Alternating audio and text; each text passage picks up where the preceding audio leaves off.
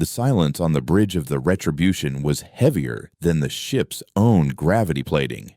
It was a vacuum filled not with emptiness, but with the ghost of an echo, the silent scream of a Cygnian fleet that had ceased to exist moments before. Elias Thorne stood before the forward viewport, the star-dusted abyss of the Xylos system reflected in his unblinking eyes. They had done it.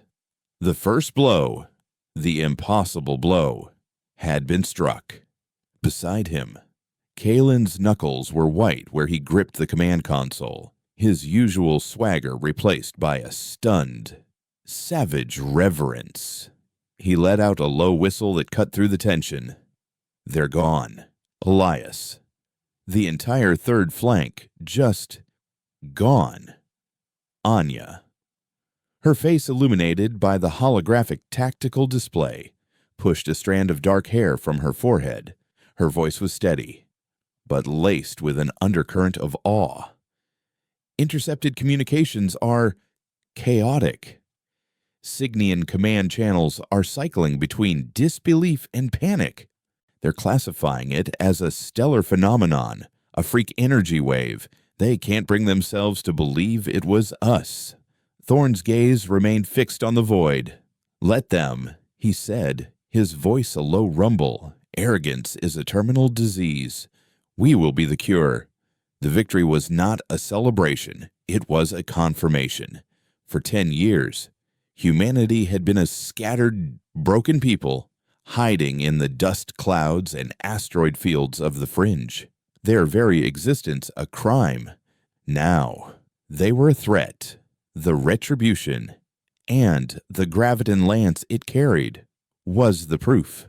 News of the Xylos annihilation, as it was soon called in hushed whispers across the fringe, traveled faster than the light of the system's dying star. At first, it was a rumor, a ghost story told by smugglers and scavengers.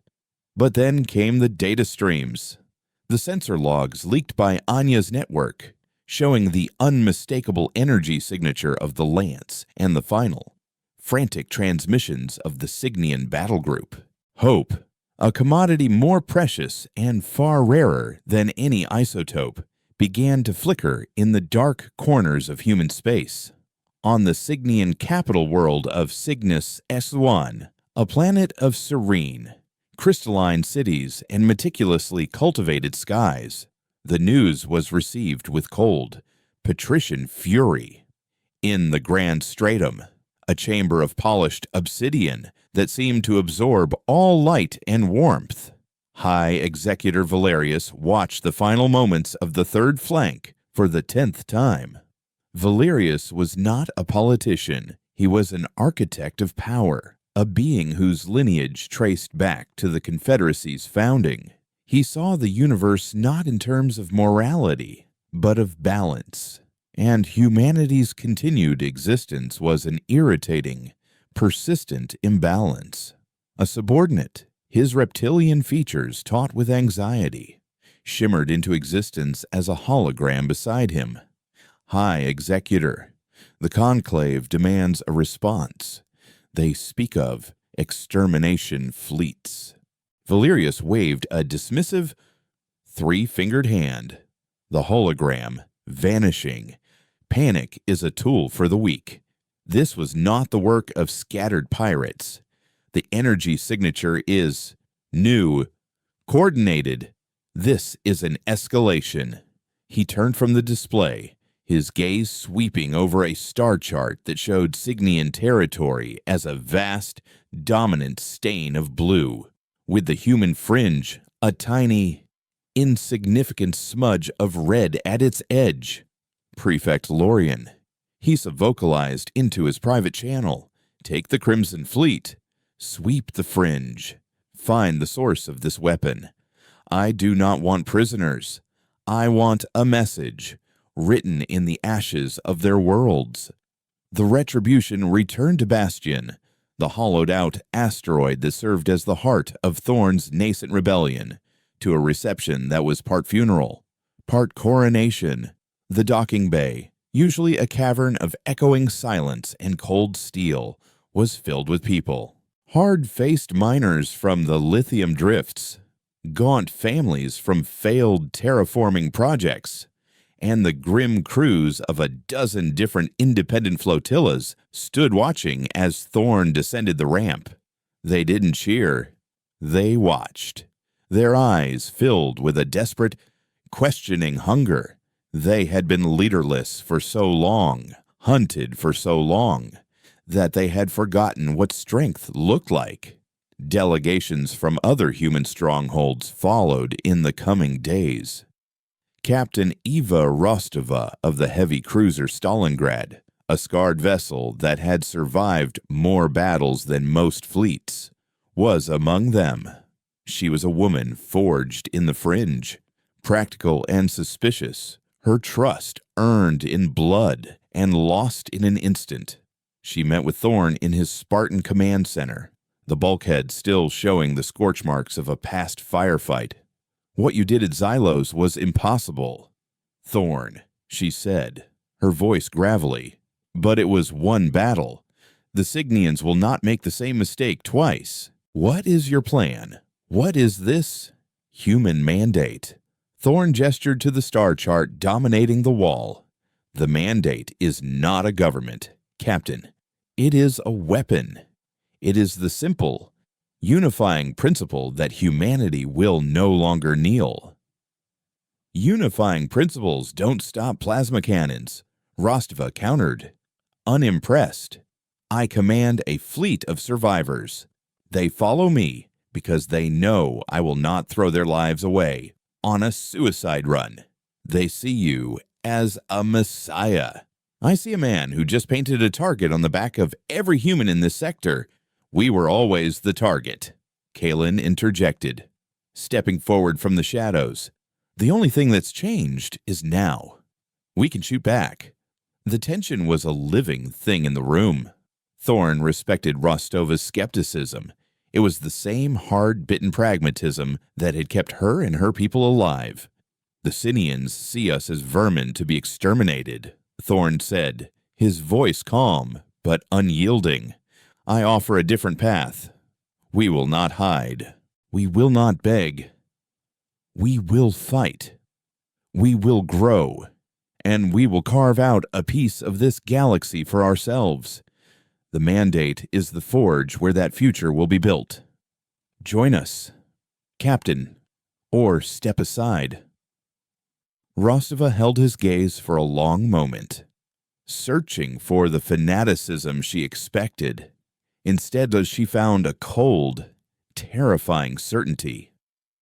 My ships will need proof that you are more than a single shot in the dark, she said finally. Show us you can build something that lasts. The challenge was set. Thorn knew the mandate needed more than a single superweapon. It needed resources, ships, a logistical spine. Anya and her intelligence team worked relentlessly, piecing together fragments of intercepted Signian data. She brought her findings to the newly formed War Council, a tense gathering of Thorn, Kalen, Rustova, and a handful of other veteran captains. Here, Anya said, highlighting a system on the main display. Kepler 186. It's a major refining station for Tibanna gas, essential for the high-yield shield generators on their newer dreadnoughts. Their supply lines are overextended. A successful strike would disrupt their fleet deployment for months. She then zoomed in on a small or storm-shrouded moon orbiting the system's fifth planet.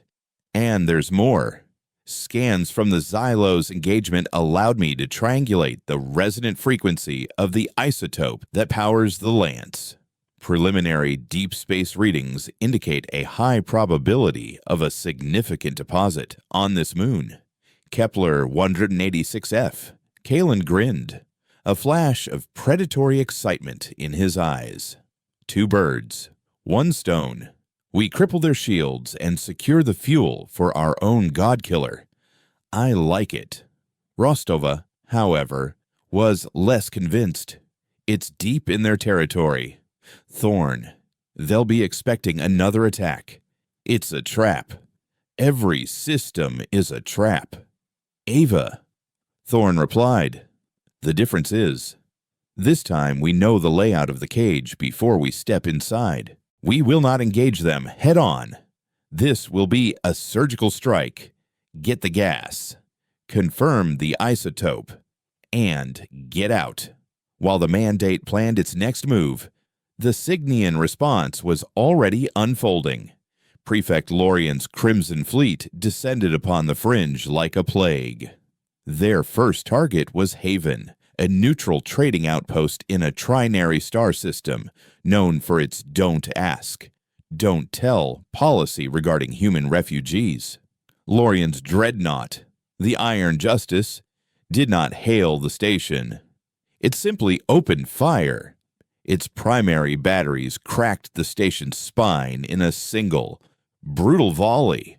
As escape pods and civilian ships fled the dying outpost, Lorien's fighters swarmed them, turning the void into a graveyard of burning debris and frozen corpses.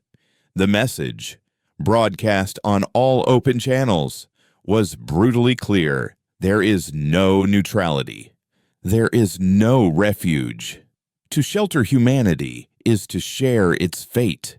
The news of Haven's destruction sent a chill through the Mandate's fleet. These were the stakes. This was the enemy they faced. There would be no mercy.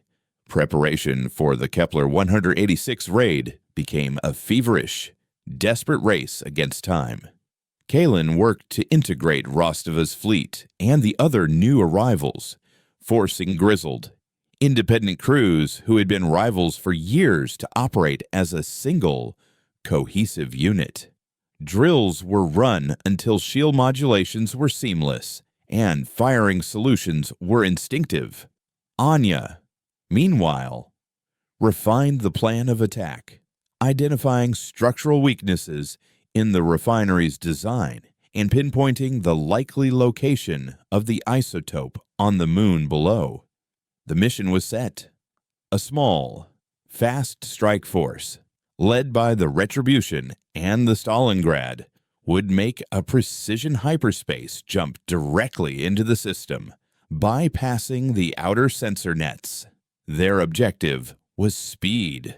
Hit the refinery's primary storage tanks, dispatch a geological team to the moon under heavy escort, and be gone before the regional Cygnian garrison could respond. The jump was jarring, a violent tearing of reality. One moment they were in the empty black of deep space. The next, they were in the heart of the Kepler system. The refinery hung before them, a sprawling web of pipes and platforms glinting in the light of the orange star. No long-range alerts. They didn't see us coming. Kalen reported from the Stalingrad's bridge, his voice tight with adrenaline. Begin the attack run. The Mandate fleet surged forward. Railgun slugs from the Stalingrad hammered the refinery's defensive turrets, while smaller corvettes swarmed its docking arms. The Retribution held its position, a silent guardian ready to unleash the Graviton lance if any Cygnian capital ships appeared. The battle was a maelstrom of light and violence. The refinery's automated defenses were formidable, and its skeleton crew of Cygnian guards fought with disciplined fury. A Mandate frigate, the Vagabond, took a direct hit to its engines, its reactor going critical in a silent, brilliant flash. But the attack was working. The primary storage tanks ruptured, venting priceless Tibanna gas into the void in a shimmering, iridescent cloud. On the moon, a specialized dropship landed in a howling vortex of dust and lightning. Anya's science team, protected by battle-hardened Marines, disembarking to begin their search for the isotope. Then, the trap was sprung. Multiple hyperspace signatures, Anya's voice cut through the comms, sharp with alarm. Behind us, its a fleet Prefect Lorien's Crimson Fleet tore into real space, their sleek, predatory warships appearing like daggers in the dark. They had been waiting, lurking in the system's Ort cloud, a perfectly executed ambush. The Mandate's escape route was cut off, on the bridge of the Retribution. Red alert klaxons blared. Tactical displays flooded with new enemy contacts a dozen ships, including 2 heavy cruisers, boxing them in. The refinery's remaining defenses rallied, catching Kalen's attack wing in a deadly crossfire. Below, the science team was exposed. Their mission incomplete. Thorn stood over the central console, the chaos of battle swirling around him. The victory at Xylos had been an assassination from the shadows. This was different. This was a war. Lorien's voice, cold and laced with contempt, boomed across all channels. Human filth. Your rebellion ends here.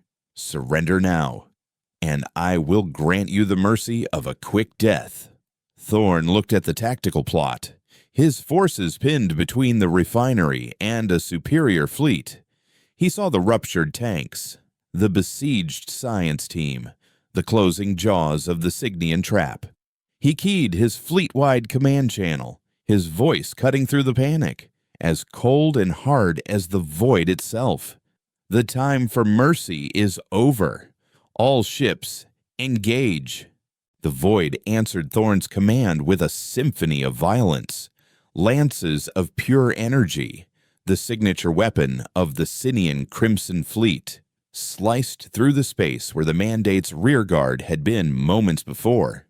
On the bridge of the Stalingrad, Ava Rostova barked orders, her voice a low growl that cut through the percussive thud of impacts against her ship's forward shields. Redirect auxiliary power to the port deflectors, Kalen. Your fighter wings are getting chewed to pieces. Pull them back into our point defense umbrella. Kalen's voice crackled back, strained over the comms, punctuated by the whine of his own ship's cannons. Negative? Captain, we're keeping their bombers off your hide. Just give us a target. The battle was not a strategic engagement. It was a barroom brawl in zero gravity. The Mandate ships, a collection of retrofitted freighters, aging cruisers, and pirate frigates, were outmatched in every metric. Their technology was a generation behind. Their armor was scarred and patched, and their unity was a new and fragile thing. But they fought with the ferocity of a cornered animal, a desperation the polished Signian fleet had never encountered. Railgun slugs, crude but effective, hammered against shimmering Signian shields, while swarms of human-piloted strike craft, far more nimble and unpredictable than automated drones, weaved through the enemy formation, seeking out vulnerable shield emitters and engine cowlings. On the Retribution, Thorn watched the tactical display, his mind a cold engine of calculation amidst the chaos. They were losing. For every Signian frigate they crippled, they lost 2 of their own. Rostova was right. Kalen's fighters were being sacrificed, and the Stalingrad itself was absorbing a terrifying amount of fire, acting as the anvil upon which the Signian hammer was falling. They needed to change the very nature of the battlefield. His gaze shifted from the enemy fleet to the vast, shimmering cloud of Tabana gas they had just released from the refinery. It was a tactical liability, obscuring sensors and providing cover for the enemy. But to Thorn, it was an opportunity. Anya. What's the flash point of that gas cloud when exposed to a high-energy plasma discharge, he asked, his voice deceptively calm. Anya's fingers flew across her console. A few seconds passed. Theoretically. Commander, catastrophic. The entire cloud would ignite in a chain reaction. The energy release would be stellar in magnitude, a grim, Terrible smile touched Thorn's lips. Eva, Kalen, new orders. I'm transmitting a new set of coordinates. I need you to draw them in. Make it look like a disorganized retreat toward the refinery's superstructure. A moment of silence hung on the line before Rostova's voice came back, laced with disbelief. Thorn, that's a kill box. You're asking me to fly my fleet into a meat grinder. I'm asking you to trust me. Captain, Thorn replied, his voice leaving no room for argument. The meat grinder is already here.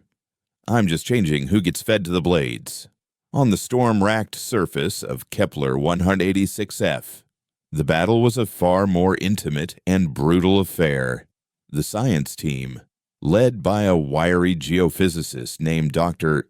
Eris, worked feverishly around a deep-bore scanner, its beam cutting into the moon's metallic crust. Around them, a circle of a dozen Mandate Marines held a desperate perimeter against the Cygnian shock troops that had landed moments after the ambush. Sergeant Marcus, a veteran of a dozen fringe skirmishes, gritted his teeth as a bolt of crimson plasma vaporized the rock outcropping he was using for cover, suppressing fire. Now he roared, laying down a spray of coil gun slugs toward the sleek, insectoid figures of the Sinian soldiers. Their armor was superior, their weapons more powerful, but the humans had the advantage of sheer, bloody-minded stubbornness. Doctor, how much longer? Marcus yelled over the howling wind. The isotope resonance is off the charts. It's deep, but it's here. We just need to get a core sample to confirm purity. Eris shouted back, his face shielded from the corrosive rain by a flickering energy field. 5 more minutes. You have 2. Marcus growled, slamming a fresh power cell into his rifle. He saw 2 of his Marines fall, their armor breached by focused plasma shots. The Sinians were advancing, methodical and relentless. In orbit, the desperate ballet of Thorn's plan began. The Stalingrad and trailing plasma from a gash in its dorsal hull began a fighting withdrawal, its smaller escort ships breaking formation around it in a feigned panic. As Thorn predicted, Prefect Lorien's arrogance was his undoing. Seeing the human fleet breaking, he pushed his advantage, ordering his cruisers to pursue them into the shimmering gas cloud, eager to land the killing blow. On the bridge of the Iron Justice, Lorien allowed himself a thin, cruel smile. They are like insects, fleeing from the light. Press the attack. I want their flagship's wreckage for my trophy haul. The Crimson Fleet plunged into the Tabana Nebula, their powerful sensors struggling to cut through the interference. It was exactly what Thorn was waiting for. Kalen, your team is green-lit, he commanded. Get our people out of there. On the moon, just as the Cygnian soldiers were about to overwhelm the marine perimeter, a shadow fell over them. Kalen's dropship, the Bad Penny, screamed down from the sky, its ventral cannons blazing. It landed hard, its ramp slamming down mere meters from the science team. Everybody on Kalen's voice bellowed from the cockpit. The party's over. Marcus and his remaining Marines provided cover fire as Dr. Eris and his team scrambled aboard with their precious core sample. A plasma bolt struck Marcus in the shoulder, spinning him around, but he gritted his teeth against the searing pain and was the last one up the ramp, firing his rifle until the doors hissed shut. The Bad Penny rocketed back into orbit, a final, desperate prize snatched from the jaws of the enemy. Now, all eyes were on the Retribution. Thorn stood before the firing controls of the Graviton Lance. Kalen's successful evac a secondary concern. The main event was about to begin. Anya, power the Lance. Target the heart of the gas cloud. I want a full-spectrum gravitational distortion. Maximum yield. Anya's eyes widened. Commander, the feedback from that kind of discharge in a dense medium, it could overwhelm our own shields. It might even damage the lance itself. Do it, Thorn said, his voice flat. He looked out of the viewport at the Stalingrad, now almost completely enveloped by the gas, taking a furious pounding from the pursuing Sinian fleet. Rostova was holding her end of the bargain, buying him the time he needed with the blood of her crew. On the Iron Justice, Lorien watched the human flagship, the Retribution, turn slowly, its strange, forked bow pointing not at his fleet, but at the empty space at the center of the nebula. It was an illogical move. A moment of confusion flickered across his face. "What are they doing?" he demanded of his tactical officer. Before anyone could answer, a wave of pure, silent force erupted from the Retribution. It was not a beam of light or a bolt of energy. It was a ripple in space-time itself. The Graviton Lance fired. The Tabana gas cloud, a diffuse nebula stretching for thousands of kilometers, was a sea of volatile particles. The lance's wave of focused gravity slammed into its heart, compressing the gas in an infinitesimally small fraction of a second. Protons and neutrons were crushed together. Temperatures soared to millions of degrees, and the flashpoint Anya had warned of was achieved and surpassed. The nebula ignited for a brief, terrifying moment. A new star was born in the Kepler system, a silent, expanding sphere of pure, white-hot energy erupted from the gas cloud, consuming everything within it. The Sinian ships that had so eagerly pursued the Stalingrad were vaporized instantly, their advanced shields and hardened armor rendered meaningless before the fury of a miniature supernova. The shockwave of the blast, a wave of incandescent plasma and radiation, slammed into the surviving ships. The Stalingrad, positioned at the very edge of the blast, was thrown tumbling through space, its shields shattering, its hull glowing a dull, angry red. The Retribution was rocked violently, alarms screaming across the bridge as its own shields buckled under the strain. Thorn was thrown against his console, his vision swimming. The lights flickered and died, plunging the bridge into the red glow of emergency lighting. When the glare faded, the view outside was horrifyingly clear. The Crimson Fleet was broken. Half of Lorien's ships were gone, atomized. The others were crippled, adrift, venting atmosphere and fire into the void. The Iron Justice itself had survived, but its entire port side was a molten ruin, its proud spire bent and blackened. A stunned silence descended upon the Mandate's comm channel, broken only by the ragged breathing of shocked bridge crews. Then, Rostova's voice, hoarse and filled with a terrible, newfound respect. "Thorn, what in God's name did you just do?" Before Thorn could answer, Anya's station sparked back to life. "Commander, Prefect Lorien is broadcasting in the clear. He's ordering a retreat." The remaining Signian ships, those that still had engine power, turned and fled, abandoning their crippled brethren. The Mandate had won, but the cost was staggering. The fleet regrouped at a predetermined rally point in a desolate, unnamed system. Damage reports were grim.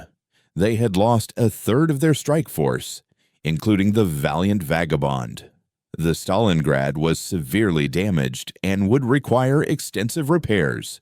Kalen's fighter wing had suffered over 50% casualties. Every ship bore the scars of the battle. In the Retribution's medical bay, Thorn stood over the biobed where Sergeant Marcus was recovering, his shoulder encased in a regenerative field. "You and your team secured the future of the Mandate today. Sergeant," Thorn said quietly. Marcus managed a weak, pain-filled grin. Just doing our job. Commander, did we get what we came for? Thorn nodded. We did. He left the medbay and went to the science lab, where Dr. Eris and Anya were analyzing the core sample from Kepler 186f. The room was buzzing with a strange energy. The purity is incredible. Elias, Aris said, his eyes wide with a scientist's feverish joy. Higher than anything we've ever theorized. This one sample could power the lance for a dozen shots, but Anya was looking at a different screen, her expression a mixture of fascination and concern. There's something else, she said, her voice hushed. The isotope. It's not inert. It's emitting a low-level, coherent energy pattern. It's almost like a signal. Faint. Structured. Artificial. Thorn stepped closer, looking at the complex waveform analysis on her display. It was a pattern, too regular to be natural, pulsing with a slow, deliberate rhythm. It wasn't just fuel. It was a broadcast, a beacon. And, as they watched, another, even fainter signal on a sympathetic frequency answered it from the depths of uncharted space. A reply from something unknown, a conversation that had been waiting for a listener for eons. They had come to Kepler 186 for a weapon. They may have found the key to something infinitely more powerful and far more dangerous.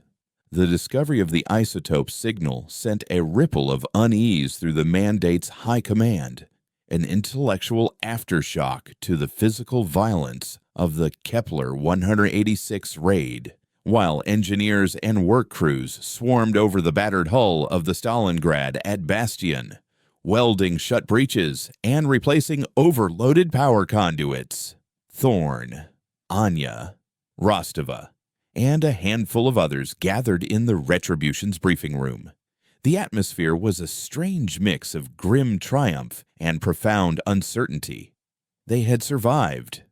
They had proven Xylos was no fluke, but the cost had been etched onto every ship and every face in the fleet.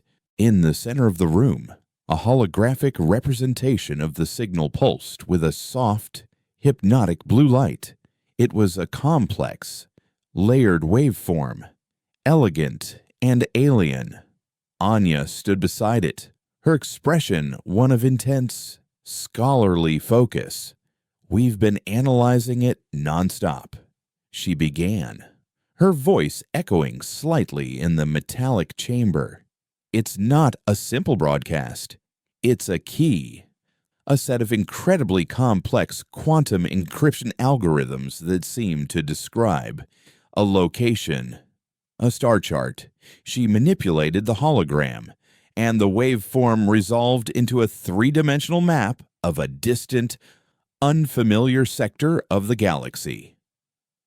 At its heart was a single, blazing blue-white star. The signal from the isotope is a constant, a locator beacon. The reply we detected is a confirmation pulse originating from that star system. We've cross-referenced it with every known chart, Signian, human, even the old Takari archives. This system, designated only as Pretoria in the signal's data stream, is officially uncharted. It lies beyond the Signian core worlds, deep in what they call the Veiled Nebula. Kalen, leaning against the far bulkhead with his arms crossed, let out a skeptical snort. So, our magic rock is calling home. What are we supposed to do?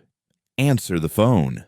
For all we know, it's a dinner invitation, and we're the main course. Captain Rostova, her face a mask of pragmatic severity, tapped a finger on the table. Kalen's crudeness aside, he has a point. We have a powerful new weapon, but we also have a target on our backs the size of a gas giant.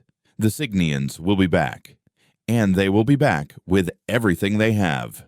Our priority must be to fortify our position, to consolidate our gains, not chase ghost stories into the unknown.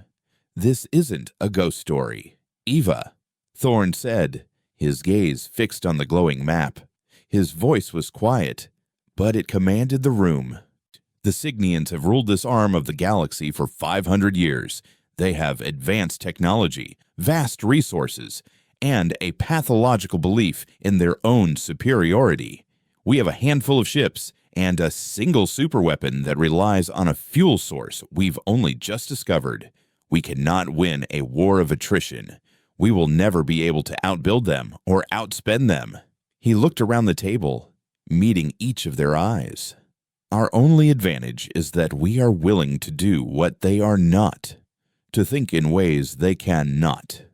This signal, this is a paradigm shift, an unknown variable in a very predictable equation. Whoever or whatever is in that system has technology that interfaces with this isotope. They may be allies. They may be a new enemy.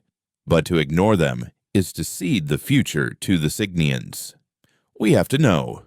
The debate was fierce, but ultimately, Thorn's logic was inescapable. The mandate's survival depended on asymmetrical warfare, on leveraging advantages the Signians didn't even know existed. A small, long-range scout mission was approved. The vessel chosen was the Whisper, a heavily modified stealth corvette with the most advanced sensor-dampening technology Anya's engineers could devise. It was a ghost ship, designed to see without being seen. While the Whisper was being prepped for its clandestine journey, the political fallout from the Kepler 186 raid began to rain down on the Signian Confederacy. Prefect Lorien's defeat was not merely a military loss, it was a profound ideological shock. The myth of Signian invincibility had been shattered. On Cygnus X1 High, Executor Valerius stood before the conclave, his stoic composure a stark contrast to the barely concealed panic and fury of the assembled prefects and ministers. Holographic displays replayed the final moments of the Crimson Fleet, the terrifying, star-like ignition of the Tabana gas, the ignominious retreat of the Iron Justice. This human mandate is more than a collection of pirates, Valerius stated, his voice as cold and sharp as obsidian. They possess a weapon of unknown origin and a strategic audacity we have underestimated. He paused, letting the weight of the admission settle in the chamber. Prefect Lorien has been recalled and will face a tribunal for his failure. But blame will not win this war. We must adapt. The human problem requires a permanent solution. He brought up a new display, a detailed schematic of a massive, orbital platform bristling with weapons. The Aegis Initiative, a network of automated fortress stations to be deployed along the border of the Fringe. They will be equipped with quantum-entangled sensors, capable of detecting a hyperspace entry from light years away. Any unauthorized vessel crossing the border will be annihilated instantly. We will turn the Fringe into a cage, a tomb. We will cut them off from the rest of the galaxy, and then, at our leisure, we will cleanse it, sector by sector. It was a plan born of cold, methodical rage. It would take time and immense resources, but it was a strategy of extermination on an industrial scale. The Conclave, desperate for a decisive response, approved it unanimously. Unaware of the storm gathering on their borders, the crew of the Whisper made their final preparations. The journey to Praetoria was a leap into the void, a multi-week transit through hostile and uncharted territory. Thorn made the controversial decision to lead the mission himself, alongside Anya and a small, hand-picked crew. Rostova was given command of the Mandate Fleet at Bastion, a sign of Thorn's growing trust in the pragmatic captain. "Find something useful, Thorn," she'd said as they parted on the docking arm. "Because the war is coming, whether you're here for it or not." The journey through the veiled nebula was an ordeal. Gravitational anomalies and pockets of exotic matter played havoc with the Whisper's navigation, forcing them to make dozens of microjumps. The nebula was a star nursery, a place of chaotic beauty and immense danger, and for 22 days, they were utterly alone, a single mote of dust in a cosmic storm. Finally, they emerged. The Pretoria system was pristine, a single, brilliant blue-white star, orbited by 3 perfect, garden-like worlds and a series of immense, geometrically perfect structures that gleamed with an inner light. They were orbital rings, planetary shields, and docking platforms on a scale that dwarfed anything the Cygnians had ever built. But the system was silent. No energy signatures, no communications, no ship traffic. Anya reported from her sensor station, her voice a hushed whisper of awe and confusion. "It's like a museum, a perfectly preserved city with no inhabitants." Thorn guided the Whisper toward the nearest of the orbital rings, a structure so vast it seemed to defy the laws of physics. As they drew closer, the ship's proximity sensors began to chime. "I'm picking something up," Anya said, her brow furrowed. Faint life signs, very faint, and a single active power source. It's coming from the ring's central hub, leaving the Whisper in a low-power stealth orbit. Thorn, Anya, and a 2-person security detail boarded a small shuttle for the final approach. The docking bay of the station was cavernous, large enough to hold the entire Mandate fleet. Yet it was utterly still, coated in a thin layer of fine, cosmic dust. The air was breathable, if stale, maintained by automated systems that had clearly been running for millennia. As they moved deeper into the station, the sheer scale of the technology was overwhelming. Corridors of shimmering, self-repairing alloy stretched for kilometers, illuminated by soft, sourceless light. They had found the architects, the source of the isotope signal. But where were they? The power source led them to a vast, circular chamber at the heart of the station. In the center of the chamber, suspended in a shimmering containment field, was a single being. It was humanoid in form, but impossibly tall and slender, its skin the color of polished obsidian, its limbs long and graceful. It was connected by a web of light to a crystalline console that pulsed in time with the faint signal they had followed across the galaxy. It was a pilot, a sentry, a lonely god in a machine. This was the source of the confirmation pulse. As they entered the chamber, the being's eyes, pools of liquid silver with no discernible pupils, slowly opened. A voice, ancient and resonant, echoed not through the air, but directly inside their minds. "You have come, the children of the outer dark. You carry the Echo Stone. You have awakened the song." Thorn raised a hand to halt his security team, his own mind reeling from the psychic intrusion. "Who are you?" he projected back. The effort clumsy and crude compared to the being's effortless communication. "I am the last watcher of Pretoria. My kind are the Shapers. Long ago, we seeded the stars with the Echo Stones, the isotopes you have found. They are keys, designed to resonate with species that achieve a certain level of cognitive and technological harmony. A test, The Watcher's silver eyes seemed to look through them, to see the 10 years of exile, the desperation, the battles at Xylos and Kepler 186. You are not the ones we expected. Your song is discordant, full of rage, of pain, but you made the stones sing nonetheless. Anya stepped forward, her scientific curiosity overriding her fear. What is this place? What happened to your people? We are gone, the Watcher replied, a profound sadness coloring its mental voice. We grew too powerful, too arrogant. We sought to shape the universe to our will, and in doing so, we awoke something else, a force that does not build, but consumes, a shadow that feeds on life and consciousness. We called it the Silence. It swept through our empire, and we were erased. This system, this final bastion, is all that remains, shielded by my power, a final, fading note in a dying symphony. The Watcher turned its gaze to Thorn.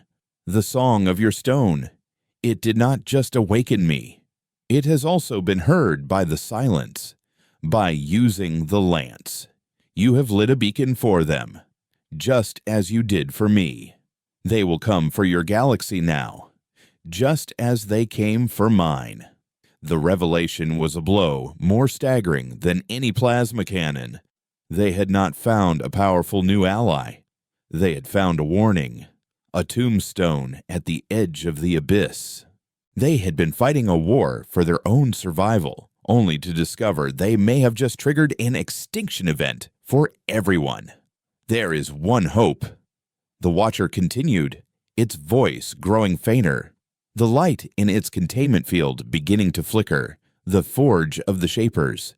It is a place where new echo stones were made, where the fundamental forces of the universe could be tuned. With it, a weapon could be created, one capable of fighting the Silence, but the forge is dormant, and its location is lost to me. My energy fades. This station, this shield, cannot be maintained for much longer. The being's silver eyes fixed on Thorn one last time. Your rage, it is a powerful energy. It can be a fire that forges, or a fire that consumes. The choice is yours. Find the forge, or your galaxy will fall into silence, just as ours did. With a final, sorrowful pulse of light, the containment field collapsed. The Watcher's body slumped, its silver eyes closing for the last time. The crystalline console went dark. The signal from Praetoria ceased. A profound, unnerving quiet fell over the ancient station, the true silence they had just been warned about. Thorn and his team stood frozen, the weight of a galactic apocalypse settling upon their shoulders. They had come seeking an advantage in their war against the Signians, and had instead inherited a war for all life in the galaxy against an enemy they could not even comprehend. The return journey from Praetoria was a long, silent vigil. The Whisper, once a vessel of daring exploration, now felt like a crypt, carrying the last words of a dead civilization and the prophecy of a galactic doom. Thorn spent most of the transit in the ship's small observatory, staring out at the star fields, the Watcher's final, chilling message echoing in his mind. Your rage, it can be a fire that forges, or a fire that consumes. He had built the mandate on a foundation of vengeance, had unified humanity with the promise of retribution. Now, that same fire threatened to attract a predator that could devour them all. Anya, meanwhile, worked with a quiet intensity that bordered on obsession. She had downloaded every fragment of data she could from the Watcher's console before it went dark. It was a treasure trove of Shaper science, physics that made Signian technology look primitive, but it was all frustratingly incomplete. like a library with every other page torn out. There were tantalizing references to the Forge, schematics of impossible energy sources, and star charts of a bygone era. But no clear path, no direct coordinates. They arrived back at Bastion to a fleet on a war footing. In their absence, Captain Rostova had not been idle. The asteroid base was now ringed with newly constructed defense platforms, salvaged from the wrecks at Kepler 186. The Mandate fleet, though still scarred, flew in disciplined combat patrols. Rostova had forged Thorn's rabble of survivors into a respectable military force, but the news they brought from Praetoria landed like a lead weight in the command center. Rostova listened, her face grim. As Thorn recounted their meeting with the Watcher and the warning of the coming silence, Kalen, ever the pragmatist, was the first to speak. So let me get this straight. We're fighting a war against the Signians, who are building a giant bug zapper on our border. And now you're telling us there's a cosmic boogeyman coming to eat the whole galaxy because we fired our new favorite toy. That's a crude but accurate summary. Anya confirmed, not looking up from her data slate. The silence is a consciousness-based phenomenon, a mimetic plague that spreads through psychic and technological networks, consuming sentient life. The Shapers fought it and lost. Utterly. This changes nothing, Rostova declared, her voice firm. The silence is a theoretical threat, a ghost story. The Aegis Initiative is real. The Signian fleets are real. They are the enemy at our gate. We must focus on the war we can see, not the one we've been told is coming. Thorn shook his head. You're wrong, Ava. It changes everything. The Signians aren't our true enemy anymore. They're just the ones standing in our way. The Watcher said the Forge is our only hope, not just for us, but for everyone. The Signians, the Takari, every species in this galaxy. We have to find it. And how do you propose we do that? Rostovas challenged. Anya said the data is incomplete. The data is a puzzle, Anya corrected. And I think I've found the first piece. She brought up a complex stellar map on the main display, overlaid with Shaper glyphs and energy resonance patterns. The Shaper charts are ancient, but they're keyed to celestial mechanics pulsar timings, stellar drift. By cross-referencing their map of a specific supernova remnant with our current charts, I found a match. It's a dead system in what is now Signian territory, a place they call Viridian.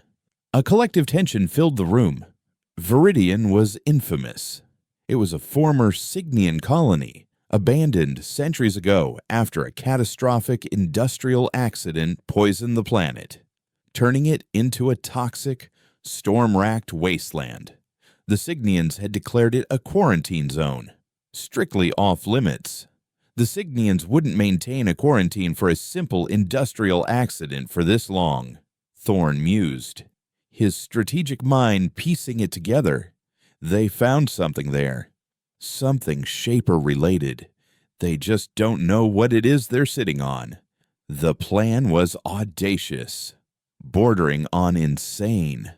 They would have to punch through the Signian quarantine, land a team on one of the most hazardous planets in the sector, and search for a clue to a mythical alien forge, all while the main Signian fleet was likely bearing down on them. Rostova argued against it, advocating for a defensive posture to harden Bastion and prepare for the Aegis Initiative. But the other captains, their imaginations fired by the scale of what Thorn proposed, were swayed. They had not signed on to hide in an asteroid belt forever. They had signed on to change the galaxy. While the Mandate prepared for its most daring mission yet, High Executor Valerius was overseeing the final stages of the first Aegis station. It was a monument to Cygnian engineering and arrogance, a moon-sized weapon of breathtaking power. He received a report from his intelligence chief regarding unusual energy readings around the Viridian quarantine zone. "Human ships?" Valerius asked, his voice devoid of inflection. "The signature is faint, heavily shielded, but it matches the profile of the vessel that scouted the Kepler system prior to the main attack," the intelligence officer confirmed. Valerius considered this. The humans were probing his borders, looking for weaknesses, or perhaps for something specific.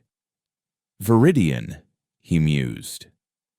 He accessed the deep archives on the system, files classified for centuries. He saw the reports of the initial survey teams, the discovery of anomalous, non-terrestrial ruins, the strange radiation sickness that afflicted the colonists, and the eventual, hasty quarantine order. He had always dismissed it as a minor historical footnote. Now, he saw it in a new light. The humans, with their impossible new weapon, were interested in a system containing impossible alien ruins. The two facts were connected. "Divert the 7th Fleet," Valerius ordered coolly. "Tell them their new patrol route is the Viridian system. I want a full sensor sweep. And authorize the use of planetary penetrator torpedoes. If the humans are hiding on that poison rock, I want them buried under it." The Mandate Strike Force, led by the Retribution and the now repaired Stalingrad, jumped to the edge of the Viridian system. The planet Viridian Prime hung before them, a sickly, greenish-brown orb veiled in roiling, acid-laced clouds. The ruins of the old colony were visible from orbit, skeletal structures half swallowed by the toxic landscape. Cygnian quarantine buoys are active, but no fleet presence yet. Kalen reported from the Stalingrad, "We have a small window." The mission was a race against time. Thorn would lead a ground team, including Anya and a squad of heavily armed Marines. Down to the planet's surface, Kalen and Rostova would hold the fleet in a high orbit, ready to engage the inevitable Cygnian response. The descent was hellish. The landing craft was tossed about by hurricane-force winds and pelted by corrosive rain that sizzled against its shields. They touched down near the source of the anomalous energy readings Anya had detected. A vast, cyclopean structure of black, glassy stone that seemed to absorb the dim light. The air was unbreathable, a chemical soup that required full environment suits. The ruins were eerie and ancient, far older than the failed Cygnian colony. As they moved deeper, Anya's tricorder chirped erratically. "The radiation isn't industrial." "Elias," she said, her voice tinny over the comms. "It's residual energy from a directed energy weapon. A massive one." And there are biosignatures fused into the walls. Thorn ran a gauntleted hand over the strange, swirling patterns in the black stone. They were not geological formations. They were the petrified, screaming outlines of sentient beings, melted into the very fabric of the structure by an unimaginable heat. This wasn't a city. It was a tomb, a monument to a massacre. At the center of the ruins, they found it, a raised dais, and upon it, a control console, strangely untouched by the passage of time. As Anya approached, the console hummed to life, shaper glyphs glowing softly on its surface. "It's an archive," she breathed. A planetary defense log. The Shapers had an outpost here. They were studying a local primitive species when, oh my God, the log played out in a series of holographic images projected into the air. They saw the Shapers, tall and graceful, like the Watcher, and they saw the Silence arrive. It wasn't a fleet of ships. It was a wave of blackness, a creeping, psychic corruption that turned the planet's own inhabitants against the Shapers. The Primitives, once peaceful, became a frenzied, suicidal horde, their eyes burning with a malevolent, empty light. The final log entry was a desperate tactical report. The Shapers, overwhelmed, had activated the station's primary weapon, a planetary-scale energy lance, sacrificing themselves and the entire planet's biosphere to stop the Silence from spreading beyond the system. They had sterilized the world to contain the infection. Just as Anya located a file labeled Forge Navigation Coordinates, alarms blared across their comm channels. "Thorn, we've got company." Kalen's voice yelled. The Sinian 7th Fleet just jumped in. They're launching everything they've got. The sky above the ruins lit up as orbital fire rained down. Explosions walked across the landscape, shaking the very ground beneath their feet. The battle for Viridian had begun. "Anya, get those coordinates now," Thorn roared, pulling her away from the console as a chunk of the ceiling crashed down nearby. "We're out of time." She worked frantically, her fingers flying as the world came down around them.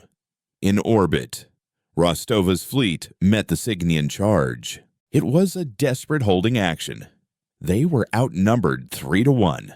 The Stalingrad shuddered as a trio of torpedoes slammed into its forward section. Shields failing. "We can't hold them for long," Rostova yelled into the command channel, sparks showering her console. On the surface, Anya cried out in triumph. "Got it. I've got the location of the forge. Then let's go," Thorn ordered. They sprinted back toward their landing craft, the ground erupting around them. One of the Marines was caught in the blast from a planetary penetrator, vanishing in a flash of light. They scrambled up the ramp just as the landing craft's engines roared to life, lifting them from the heart of the inferno. As they ascended, Thorn looked down at the burning ruins, at the silent, screaming figures in the walls, and he understood. The Shapers hadn't just been fighting a war. They had been performing a quarantine, and the Mandate, in their desperate search for a weapon, had just broken the seal on a plague that could consume the stars. His rage had led them here, and now it had shown them the true face of their enemy, a foe far more terrible than the arrogant Signians. The fire that had forged the Mandate would now be tested against an all-consuming silence. The ascent from Viridian was a climb through hell. The small landing craft, its hull superheated by atmospheric friction and scored by near misses from orbital fire, bucked and shuddered as it broke through the toxic cloud layer into the raging heart of the space battle. Before them, the void was a tapestry of incandescent destruction. The Signian 7th Fleet, a wall of sleek, silver warships, was systematically dismantling the Mandate's desperate defensive line. Lances of crimson energy carved through the patched armor of human frigates, while swarms of torpedoes hammered against the failing shields of the Stalingrad. Captain Rostova's flagship was a wounded beast, its port flank a latticework of raw, glowing metal, yet its railguns still spat defiance into the overwhelming odds. Kalen's voice, a snarl of fury and desperation, cut through the comms. "Thorn, if you're coming, now's the time. We're getting boxed in. Ava can't hold the line much longer." Thorn's hands were steady on the shuttle's controls, his eyes scanning the chaotic battlefield for a path. "We see you." Kalen. "Anya, upload the forge coordinates to the fleet. All ships. On my mark. Prepare for an emergency jump. Destination Hades Maw. A moment of stunned silence followed. Hades' Maw was a name whispered in hushed tones by fringe pilots, a binary system containing a neutron star and a black hole, locked in a gravitational death spiral. It was a navigator's nightmare, a place ships went to disappear, not to escape. Rostova's voice came back, strained but resolute. You'd better have a plan, Thorn, because the Signians are right on our tail, and they are not happy. On the bridge of the Signian flagship, Vigilance. Admiral Koth watched the human landing craft rise from the planet, a single spark fleeing a forest fire. His orders from High Executor Valerius had been explicit: retrieve whatever the humans had found on Viridian and eradicate their fleet. They are running, Koth stated, his voice a low, confident monotone. Lock onto their jump signatures. All ships will pursue. No escape. As one. The Mandate fleet's engines flared. The jump was ragged, a desperate, uncoordinated flight into the unknown. They vanished in a cascade of rippling space-time, and a moment later, the Signian 7th Fleet followed, a pack of hounds chasing their wounded prey into the dark. The transition to Hades' Maw was brutal. Ships emerged from hyperspace into a region of gravitational chaos. The black hole, a perfect sphere of absolute nothingness, warped the very light of the nearby stars, its accretion disk a swirling, superheated vortex of cosmic debris. Across from it, the neutron star pulsed with a ferocious, rhythmic energy, bathing the system in a deadly wash of hard radiation.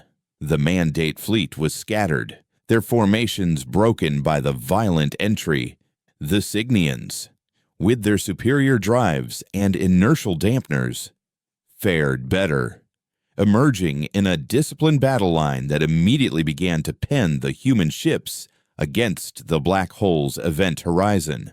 Thorn, this is a death trap. Rostova's voice crackled, her ship struggling against the tidal forces. They've got us pinned. That was the plan, Thorn replied, his voice chillingly calm. The Retribution veered away from the fleet, not towards escape, but deeper into the system, toward the accretion disk. What is he doing? Admiral Koth demanded on the bridge of the Vigilance. Is their commander suicidal? But Anya, on the Retribution's bridge, understood. She rerouted all available power to the Gravidan Lance, her face a mask of intense concentration, targeting the largest asteroid in the inner disk. She confirmed. On your mark, Elias. Fire, Thorn ordered. The lance discharged, not with the destructive force of Xylos, but with a precise, powerful push. It was not a weapon, it was a cosmic billiard cue, a planet-sized chunk of rock and ice caught in the lance's gravity wave was nudged out of its stable orbit. It fell toward the black hole, accelerating to a significant fraction of the speed of light, before the hole's immense gravity acted like a slingshot, flinging the asteroid back out directly into the path of the Signian fleet. Admiral Koth's eyes widened in disbelief as his sensors screamed. The projectile wasn't a torpedo. It was a mountain moving faster than any capital ship. Evasive maneuvers, all ship, break formation. It was too late. The asteroid, a hypervelocity battering ram, tore through the heart of the Signian formation. 2 cruisers were obliterated instantly, their shields and hulls crushed into incandescent vapor. A third was sent spinning into the black hole's gravity well, its crew's screams swallowed by the infinite silence of the event horizon. The disciplined Signian line shattered into chaos. It was the opening Thorn needed. All Mandate ships, reform and engage, target their command ship, he broadcast. But even as the battle reignited amidst the gravitational tides, Anya made a horrifying discovery. She had been frantically working to decipher the forge coordinates, using the system's unique gravimetric signatures as a key. Elias, I was wrong, she whispered, her voice trembling. The forge. It isn't in this system. The system is the forge. She pointed a shaking finger at the tactical display, which now showed a shaper schematic overlaid on the pulsing neutron star. The star. It's a stellar engine. A weapon designed to resonate on a galactic scale. But it's dormant. The log from Viridian. It says the shapers couldn't activate it in time. It requires an ignition source of impossible energy density. A catalyst. Thorn looked from the raging battle to the pulsing star, and he knew. He saw the final, terrible piece of the puzzle fall into place. The Echo Stone, he said, his voice barely a whisper, and a power source capable of making it go critical. At that moment, a new element entered the fray. It began as a feeling, a cold dread that washed over the bridge crews of both fleets, a psychic pressure that made minds ache and technology flicker. On the bridge of the Vigilancer, Admiral Koth staggered, clutching his head as whispers slithered at the edge of his hearing. His tactical display wavered, and for a split second, he saw not the human ships, but the screaming, melted faces from the walls of Viridian. What is this? He gasped. Anya, her face pale, managed to force the Viridian archive log onto a wide-band frequency, hijacking the Sinian comms network. Admiral Koth High Executor Valerius, you have to see this. The enemy isn't us. Across the Sinian fleet, screens flickered to life, showing the Shaper's final, desperate stand against the creeping, mind-devouring horror of the silence. They saw the truth of what they had blundered into in his distant command center. Valerius watched the transmission, his patrician composure finally cracking. The equation had changed. The human rebellion was a triviality. Extinction was the only variable that mattered now. His voice, strained, cut across the chaos of the battle. Admiral Koth, cease fire. All Signian ships are to cease fire. The battlefield fell into a stunned, momentary silence, broken only by the hum of stressed engines and the growing psychic dread. The silence was coming. The whispers were getting louder. The very fabric of space seemed to darken at the edge of the system. Thorn stood before his command chair. He looked at Anya, her eyes wide with terror and understanding. He keyed his channel to the Stalingrad. Ava, Kylan, get the fleet clear. Pull back to the outer system. Now.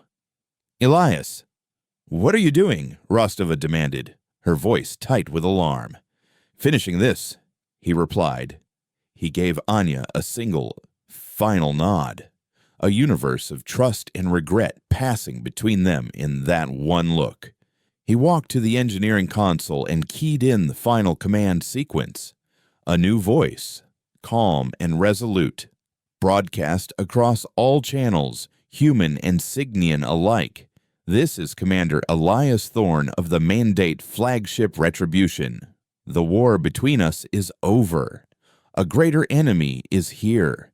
We were exiled. We were hunted. And we answered with fire. That fire has shown us the darkness, and now it will be the light that holds it back. He initiated the sequence. Alarms shrieked across the Retribution's bridge.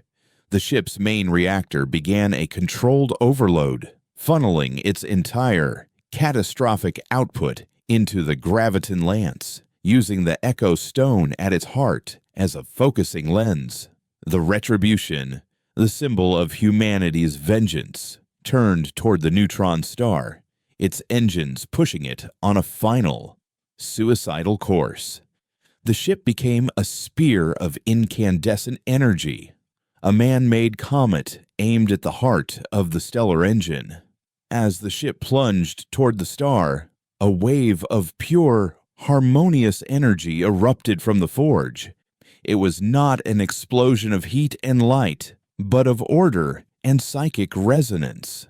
It was the antithesis of the silence, a wave of pure, structured consciousness that swept through the system and expanded outward at the speed of light. The psychic whispers vanished. The creeping darkness receded. The unbearable pressure on every mind lifted, replaced by a profound, echoing calm. The retribution was gone, consumed in the act of creation. In the silent aftermath, the battered remnants of the human mandate and the Cygnian Seventh Fleet floated amidst the gravitational currents of Hades' maw. They were no longer enemies. They were survivors, witnesses to a sacrifice that had saved them all. On the bridge of the Stalingrad, Eva Rostova stood looking at the now stable forge, the neutron star glowing with a soft, steady, protective light. Kalen was beside her, his usual swagger gone, replaced by a quiet, somber respect. The rage that had fueled their rebellion had been given a new purpose. Their war of vengeance was over, but a new, greater struggle had just been revealed.